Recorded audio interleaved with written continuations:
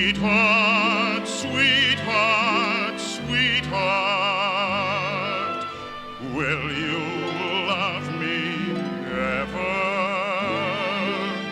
Will you remember this day when we were happy in May, my dearest one? They were America's singing sweethearts. In the history of the silver screen, they would rank among the greatest screen partnerships of the golden age of cinema. There was Fairbanks and Pickford, Gable and Lombard, Rogers and Astaire, and there was MacDonald and Eddy. At the box office, Jeanette MacDonald and Nelson Eddy were the most successful team in musical history. Their 8 movie collaborations between 1935 and 1942 earned a fortune for the Studio of Stars, MGM. What was the secret of their success?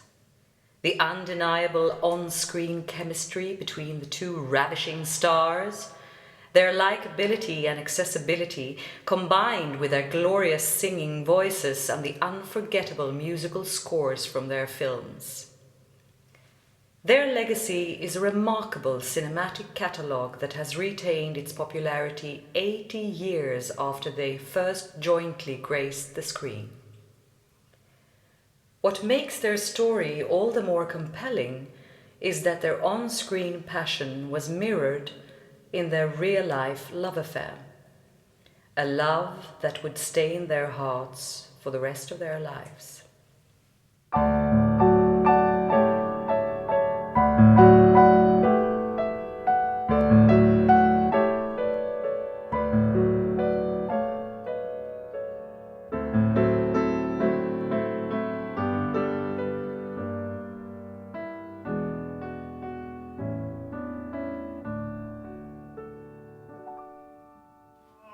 Love is so sweet in the springtime, when blossoms are fragrant in May.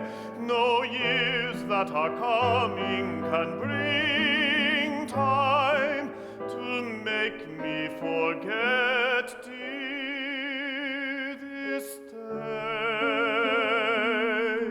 I love you in life's grey December, the Same as I love you today. My heart ever young will remember the thrill it knew that day in May.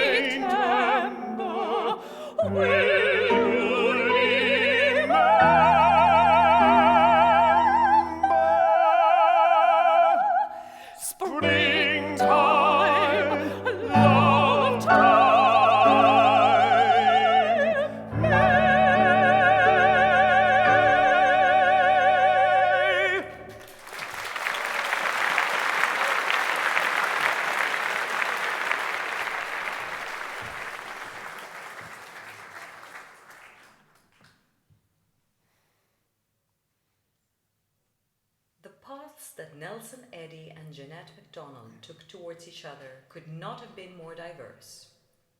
Born 1901 in Rhode Island, Nelson Eddy's musical background was purely operatic. A star of the Philadelphia Civic Opera Company, he debuted in Leoncavallo's Pagliacci and went on to appear in virtually all of the great baritone roles. Before ever stepping foot in Hollywood, he had earned close to $1 million from his radio series and mammoth concert schedule. Born 1903, the musical origins of Jeanette MacDonald of Philadelphia were in musical theatre.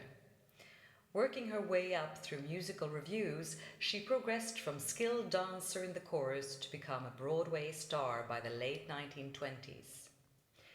It was to Jeanette that the Hollywood studios would first come courting, and she starred in several of the finest and most successful movie musicals of the 1930s, co-starring the French star Maurice Chevalier.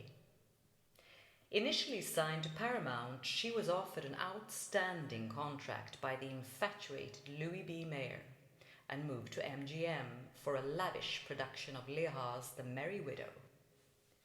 Meanwhile, Nelson had also come to the attention of Hollywood following a Los Angeles concert appearance. Outstanding reviews for his performance prompted talent scouts to invite him to do screen tests for RKO, Paramount, and MGM. Despite an appalling test for MGM and his own reservations about leaving the opera for cinema, he signed a lucrative contract with MGM. With both Nelson and Jeanette now signed to the Studio of Stars, it was inevitable that their paths would cross.